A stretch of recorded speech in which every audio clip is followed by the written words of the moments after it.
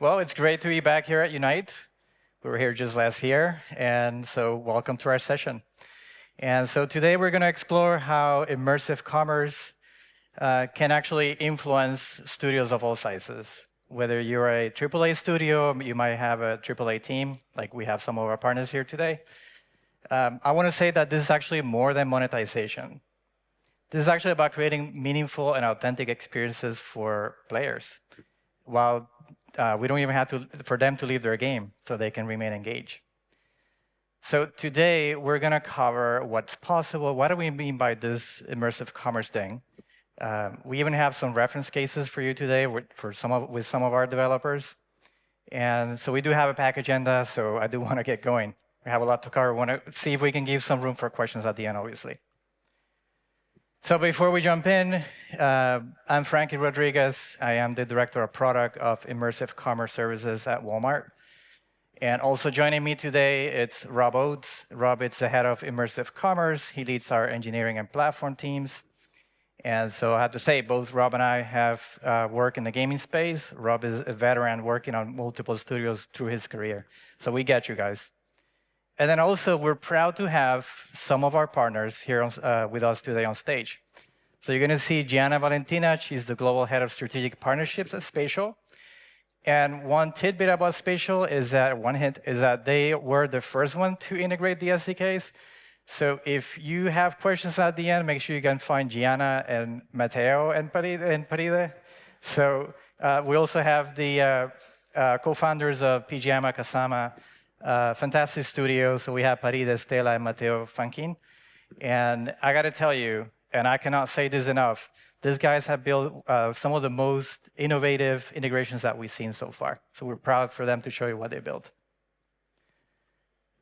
All right, so with that, I actually want to kickstart this session by taking a look at what we mean by immersive commerce and how it's actually impacting how players basically interact with brands in their games. So let's watch this video real quick. Players love your game. You've built a real community. Now imagine if you could build a connection to what they love in real life too. The reality is, players spend 150 times more on real items than virtual ones. It's time to bridge the gap. Real items for them, real revenue for you, right in your game. With Walmart, sell real-life products directly in-game. Add the Walmart Unity SDK in minutes. Connect players to the products they love. Then every play can lead directly to a purchase. Keep players locked in and unlock new revenue streams. Walmart Immersive Commerce. More fun for players, more rewards for you. All right, so when we talk about immersive commerce, this is what it's all about.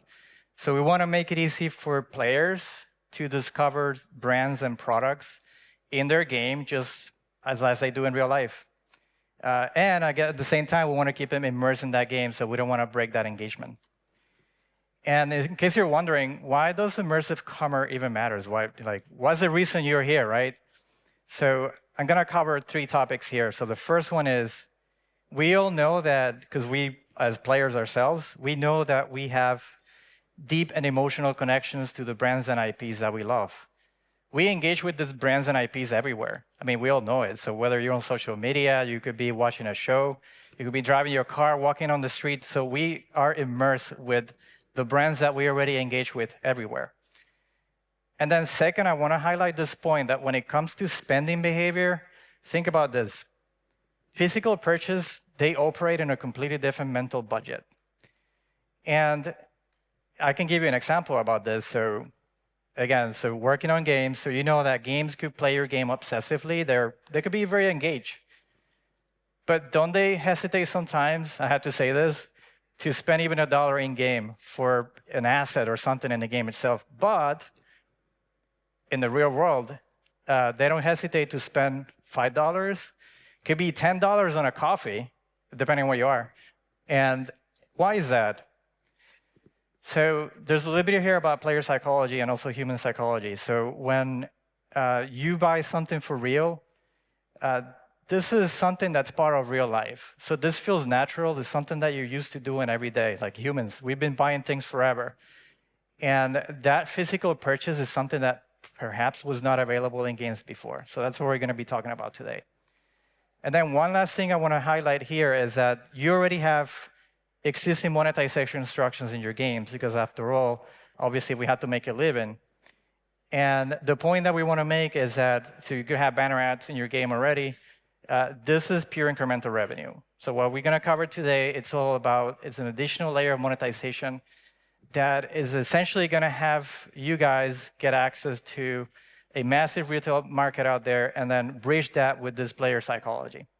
And then with that, actually, I'm going to let Rob talk to you about how the monetization structure looks and how could developers start unlocking real value inside their games. Let's welcome Rob. Thank you, Frank. You're too kind. So, assuming most of you, if not all of you here, are game developers, right? Is that a safe bet? You've probably noticed that in some of the largest and most successful games out there, brands have been appearing for years and years, right? A couple examples here, Louis Vuitton in League of Legends. I'm sure you've seen multiple kind of toy and entertainment brands in Fortnite over the years, and then in various avatar-based kind of social games, you see fashion accessory brands show up. So this is something that's been going on for a while. Last couple of years, we've seen some really interesting stuff. You know, Lego, Sony, and Disney have made multi-billion-dollar strategic investments in our friend Epic Games. Over 400 brands like Nike, Gucci, and so on have created experiences in Roblox. So already we can see that brands and advertisers have recognized that there's opportunity here, right? They want access to your players. And so far, they've only been able to figure out how to get access through the biggest games and platforms out there, right? These historically are efforts that take, licensing managers, business development teams, lawyers. It's something that would be very difficult for an indie or medium-sized studio to do. And we're trying to bridge that gap, right? But all of these big games and platforms, they could monetize in any way they want. Why do they care about this? Why should you care about it? So let's talk a little bit about the signals that we're seeing already. Some of you might know, but in a lot of other spaces, people don't know games are kind of big. They're a big deal. Among Gen Z specifically, I've called out the penetration rate and the hourly or weekly number of hours engaged is very similar between video games and social media. That may not come as a shock to those of you who work in games or are fans of games. But the gap here is that social commerce is already over $1 trillion a year business. Right? I don't know if any of you are social media users, but you scroll through. They've kind of got my number. They know what sort of items to show me that I want to buy. And so this is already a space where the brands have figured out how to enter and how to work with influencers. But everyone's kind of sleeping on games. So you've built these communities, like the video said. We know that they are going to buy physical stuff. They need and want to buy physical stuff. And right now, you are not participating in that, which is what we want to change. This is a fun graph. So this is showing the global annual revenue kind of by industry. And if you don't mind me walking in front of the slide here. So a successful game, like a very successful game, might do $1 billion a year. That's 0 pixels on this graph. A major UGC platform, like some of our friends we've mentioned, also no pixels on this graph. That's maybe $5 billion a year. The North American games content revenue, which is more relevant to me coming from the States, I think that's like a $50 billion a year. Still not showing up on this graph. Finally, when you take the entire global games content revenue for the whole industry across the entire world, it is a single pixel on this graph, right? But what does that mean? Well, let's compare it to Walmart's annual revenue, which is starting to appear on the graph. and then the US retail revenue, and finally, the global retail revenue market at $30 trillion a year, compared to the video game industry's $200 billion a year. This isn't a brag.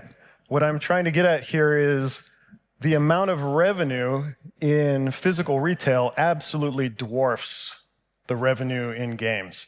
And we want to be able to carve off a sliver of this and route it to you as a game developer. And with that, I will hand it back to Frankie to talk about the fun stuff. Thank you for tolerating me. I'll be back at the end. Thank you, Rob. All right, so that was a big graph there with sizable numbers there. So I want to talk about, now that we cover how monetization works, I want to talk about what's next, because that's the reason you're here today also. So where do I start? Sounds cool, but tell me where do I go? Well, the good news is that our immersive commerce services, so the Unity SDK, is actually coming out of beta. So we're actually going live, and I should be dancing and celebrating now too, by the way. So we're excited about that. Why are we excited? Because us as having worked in the game industry, we want all Unity developers to take advantage of this. And we want them to leverage the service so they can also, obviously build their business and monetize. And then you saw like there's this big engagement on the user community, the player community with brands. And some of you may already have brands in your game, so now we want to bridge that gap by adding new sources of revenue that you guys can actually leverage. And guess what? Since you're all here today, this sounds like a promotion, but it is, that we have actually special rates for our early adopters. So obviously, early adopters provide new feedback. It's valuable feedback that we need that's also going to help other developers. So for those of you that actually sign up early, you're going to be able to take advantage of this additional rates. And so before I move on, so if you've been waiting for this moment, if this is something you might be curious about to explore, this is it. And at the end, I think we're going to show a slide that's going to help you find how do you subscribe to the service. All right, so over the past year or so, we've been working with our early partners and developers to make this integration as simple as possible. So you can imagine to have a big retail structure, managing products and all that. So how do we make that simple? So we work diligently to make sure that the developer experience was smooth. So after we go live, you're going to be able to find this service just like you do all your services on the Unity Asset Store. So you can search for Walmart Immersive Commerce, Commerce SDK, and once you get there, just like any other Unity project, you will provide some reference projects, like a sample project there, all the instructions that you can follow. But we make it simple enough so you can go click on the steps, follow the directions, agree to the boring terms and conditions that obviously you have to, otherwise I wouldn't be here. And so that provides guidance as to what can you sell, how you present products and things like that. But the moment you sign up for that, you'll get access to the tools. So Unity has built a pretty awesome dashboard. And on the dashboard, just like you do with some of your ads, you can manage your campaigns, you can pick products. If you want to pick specific products, you can do that. If you rather not do that because I don't know where to start, we build a tool that also can surface products contextually at runtime. And then obviously it's an SDK, so you will download the SDK, you can manage that through your package manager on the editor. You can pick where you can place the products in the game. And what about going from 0 to 1? So we've seen some of our partners, they've been able to launch in a matter of weeks. So again, from 0 to 1 to making additional revenue in your game in just weeks. But I'm wondering, where do I start? Like, is a massive retail economy out there? There's a lot of products. Is this, what should I pick? Is this even for me? So again, that message from Rob still sticking in my head. $30 trillion globally. That's crazy. And up until now, that was not available to a lot of you. So now we're going to change that, right? And if I'm wondering, what should I sell? So maybe some of you guys already or are trying to build your own IP, or maybe you have it, and you're selling your merch, and perhaps you have a website, you sell your merch on a website. So today you have to send players to your website, so like discovery, it's kind of challenging there. So now imagine you can sell your own merch that goes with your audience right in your game. And if maybe you were thinking about, should I sell my own merch? Well, Walmart actually offers a program. It's called Walmart Marketplace. And if you sign up for Marketplace, you can sell your products not only in your game, you can actually sell that even in other games to actually be true. And second, I've been talking about like how that connection between players and their brands. So perhaps if you already have some branding in your game and some products in your game, this is a good fit, right? So you can pick products. Chances are, we're talking about a catalog that's always growing, millions of items. Chances are you're going to find that product in the catalog, and you can place that game and you can surface that organically within your game. So again, you want to keep that brand connection, give that to your players. That's what they're actually looking for. And then the last point, well, guess what? You can sell whatever you want. So I don't know if I can talk about some of the brands here, but yeah, you can sell collectibles, you can sell limited edition items, you can sell whatever works well with your audience. So this is like a blank canvas. Like, we can come up with ideas. I'm going to share some slides. Those are just basically scratching the surface. Ultimately, this is your product, and I'm actually super proud of the stuff you guys are going to end up building. All right, so I want to talk about some of the examples of how our partners are doing integrations today. And although I don't want to steal Spatial and Pyjama's thunder, because they're going to come on stage after me, but I do want to highlight that. So this is how it could look like, right? This is beautifully done. You're not talking about a banner ad. You can have that still if you want in your game. But this guy has built something that's kind of organic. It's cool because you build like a space. It's kind of cozy. You can hang out in. You can find new products. Like, there's a dozen cozy meals that you can find. There's like hair products on the other side. I ended up buying a lot of cookies. And if you're in doubt, ask Gianna. And so anyway, it's about making it something that feels real. You don't want to push products, right? You don't want to upset your players. So you want to make it about storytelling. So this is an environment where like the gameplay, the brands, the experience all comes together. And then obviously we can talk about avatars, right? So you have players that are building their digital personas, spending a lot of time, trying new things. So imagine that after you spend all that time building your persona, the digital persona, to your surprise and delight, you can find that you can buy the same outfit. And that outfit gets delivered to you within an hour. And now you have that connection where I'm discovering new things in my game, and then I can also get the same things for real. So you create that immersion. Actually, immersion starts to become sort of a utility. And then players feel that connection back to your game by getting something for real that they can wear. And then usually one flow that we see, like a mechanic that seems to work with this flows and some of the other ones that I cover, it's that you can reward your players with the digital version, right? So you can buy real, you can get digital as a reward. All right, so this is another example. We've been working with this guy. It's awesome to work with, Garden Joy. And it's a garden remodeling game. So players are already investing their time, building their gardens, letting other players rank them, right? So this is a lot of time invested building this garden. And again, imagine this game already has that mechanic where you can place products, you can buy products, you can discover new things. So imagine that to your surprise. Again, now you can complete your own physical garden for real. It feels like you have almost like a game that becomes sort of an influencer. Like, you're getting inspired by the things that you build.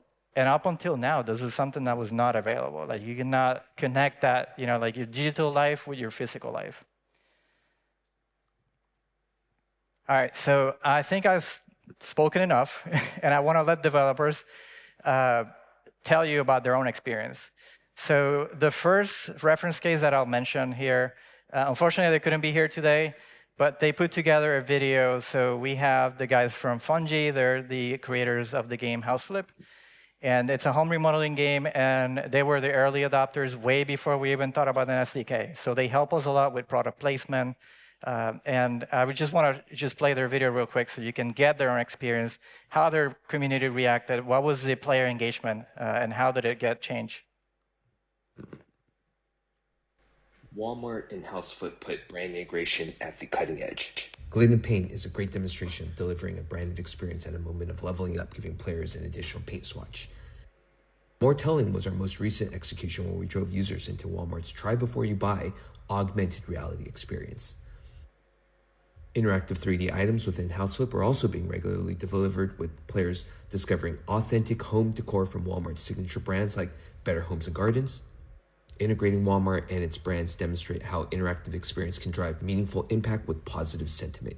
Here are some data points that Walmart has approved of our publicly sharing. And if you know your analytics, they are exceptionally great. Check out Houseflip in Apple's App Store and Google's Play Store and see Walmart for yourself. So, yeah, and again, this is not a demo. This is products that are actually live. So we share QR codes so you can actually try them by yourself. And these guys, I have to say, I admire their journey because they were the first ones to help us do this integration, probably one of the first ones to do commerce. And so that was Alfred, their CEO, and I love to see their progression, how they've added different mechanics through the game. And then with that, I want to actually invite to the stage to our friends from Pajama and Spatial. They're going to talk to you about the project that they built, Walmart Unlimited. So super proud of the stuff you guys built. And who do you think you are? Unlimited power, unlimited power, unlimited power, unlimited power. You're first on my list, my love. Okay, to do what? You do want to make your mark on the world, right? I do. It's just that I'm not sure I can. You'll need to find Ibrahim, the mentor. You got it. Now, I need you to find my cousins. They have rooftop gardens with the ingredients I need. Bring it back, and you'll have the ingredients you need to conquer your doubts and fears. So be ready for a fight. You can do this, Milo. You're not real. Y'all are the keepers of your own fate. Signers of your own reality. This ancient book right here is a set of challenges. Complete them all, and you will become unlimited.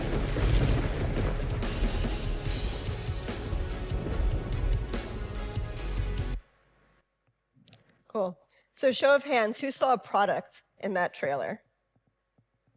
No, that was very intentional. At Spatial, we believe that storytelling can be the bridge between gameplay and commerce. And we wanted Unlimited to feel like a powerful use case on how to introduce developers to bringing products into their games and players for buying physical products.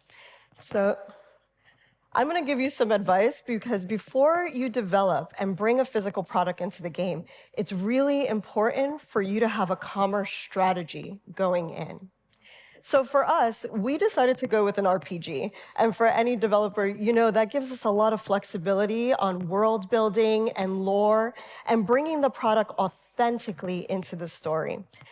Unlimited is a 3-part gamified episodic series, which let us focus on one product for each episode. So players, they're introduced to a new product each episode. And before we went into development, we did a lot of research on how we were going to bring these products into the game.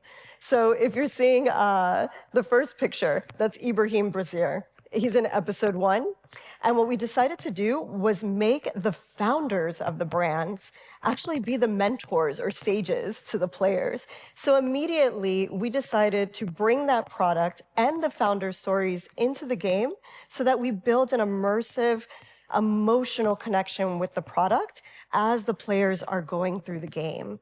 The second is tell an authentic story. So because it's an RPG, there's multiple levels, you're connecting with the founder of the brand, and then you're introduced to the product. But the most important is the Walmart SDK allows you to not break the experience for the player. That's really key. If you looked at other commerce experiences, you may have to click out of the game or it feels like an ad. Now it's disrupting the gameplay. What we did was bring the products right into the game. So as the player is feeling rewarded, interacting with the founders and the mentors, they're also learning about the brand and then feeling like they can engage with it in real life. So it really gives them a surprise and delight, realizing the brand and product they've interacted with is real and they can shop it. Next is we're a Unity partner. So we do believe in that methodology of develop, deploy, and scale. And as a developer, the SDK should feel like an added layer of monetization as you're building your game. And you don't want that to feel mismatched. So if you build farming simulations, you might want to sell garden tools, right? If you do a card game, you might want to, sell cards in your game. For us, we wanted to make sure we also matched the right consumer to the game we were building. We focused on Gen Z, which is from 18 to 24, which is why we focused on this RPG game in the US. And we use the Unity Ad Manager. I always recommended we're on the Unity ecosystem to drive players straight into our game. The second thing is Spatial allows you to have one-click access. So if you are developing ads, now your players are going to go from your ad straight into gameplay. And last, sorry the videos are not playing, is again, once they get into the game, they can play and shop the experience. Now, again, once you do that strategy, it's going to lay a very powerful foundation for you to develop the game and not feel like the products are just living on top of it. But none of that is possible without having the right artists and developers who can build that game and the proper mechanics to make it happen. So I'm very proud to introduce Paride and Mateo, the developers behind Unlimited.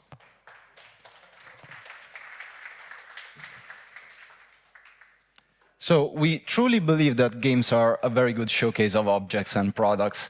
We are gamers, I'm assuming you are too, and I do believe that there is that one sword or that one suit or that one pair of glasses that you really want. And I'm sure that that happened because the game really brought the interest to those objects. So we think this is possible. But on the other hand, we also, being gamers, we understand very quickly if it's something is money grabber. We don't like to get fooled, and we are probably among the smartest people on earth. So when Walmart approached us, they really wanted to make a true game. So we were very happy to embrace that approach, and at the same time, we wanted to make something that really felt authentic, that really allowed the players and the audience to fall in love with the objects you found in the game, to then drive traffic, to then drive sales. There are a bunch of different ways we try to make this authentic. The first one is introduce NPC inside the game that are the actual mentors. The episodic approach allowed us to cover the story of 3 different mentors, which are vendors and entrepreneurs of Walmart, and their products are available on their website. So for us, it was very important to make that connection meaningful, bringing them into the game and letting the audience directly interact with them. But that's just part of the story. We think that organic and authentic integration goes through different means, and there are other ones, which Matteo is going to introduce you to. Thank you. I have now the red button. We are going to explode. Now, from a user experience perspective, Pijama Kazama has this challenge to create these free games in these 7 months. And one of the challenges that we have is we don't want to push the product. Where should we place it? So we design a progression system that consists in 3 different power-ups.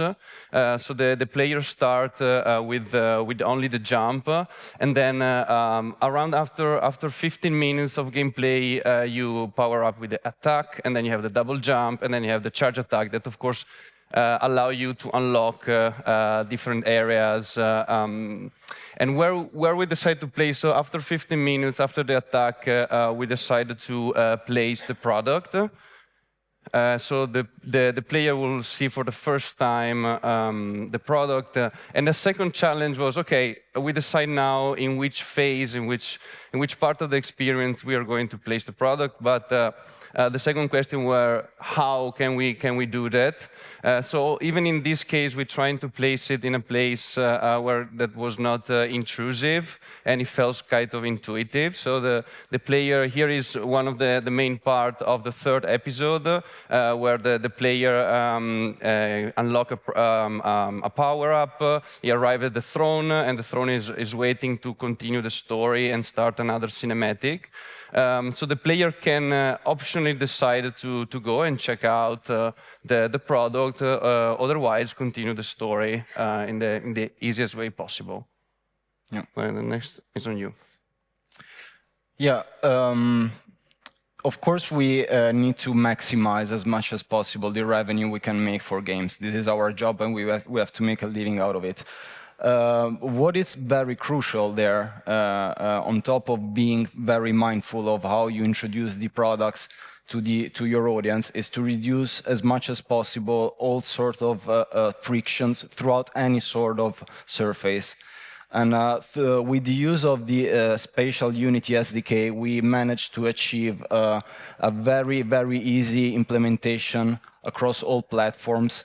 And especially with web, you can let your players play your game with just one click by pressing one button. So my message to you is, once you have your game done, make sure that at every step of the process, all frictions are reduced to a minimum. And that worked out quite well, right? I think so. One of the great things, due to much by their incredible work and the lack of friction, is because we concentrated on an RPG, in the opening campaign, driving through the Unity Ad Manager and focusing on advertising a real game, over 1.5 million players were introduced to Unlimited.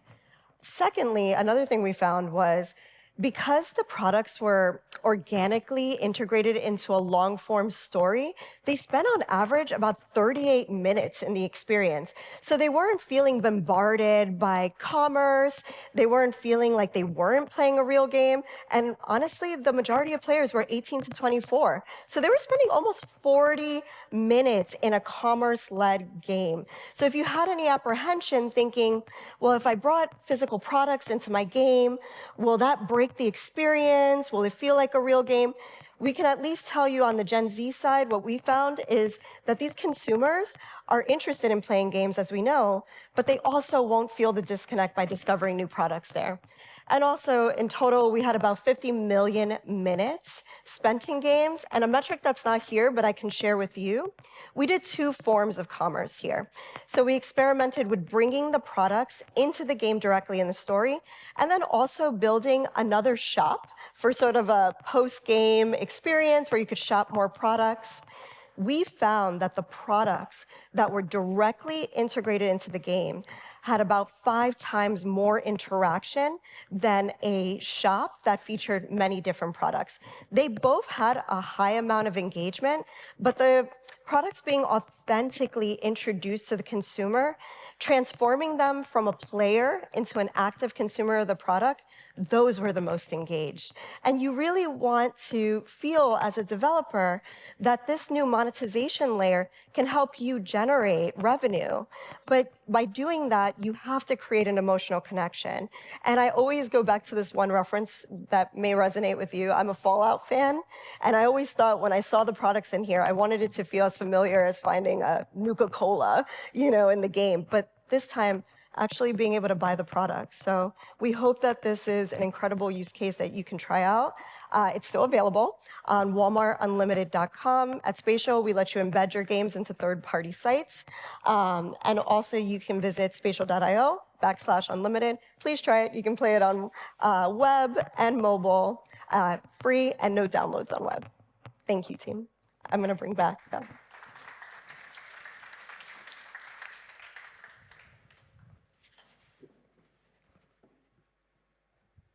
You thought you were rid of me.